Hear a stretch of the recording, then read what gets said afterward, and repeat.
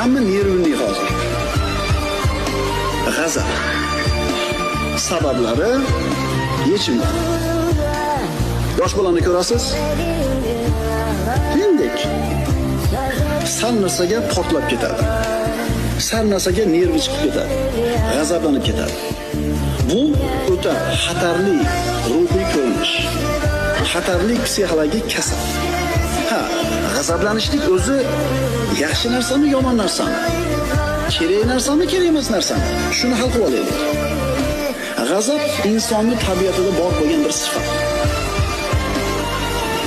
Va bir kishini g'azablantiradigan ish bo'lganda ham g'azablanmayotganligi ham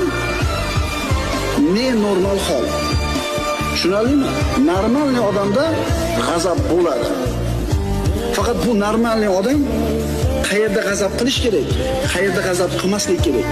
Farqini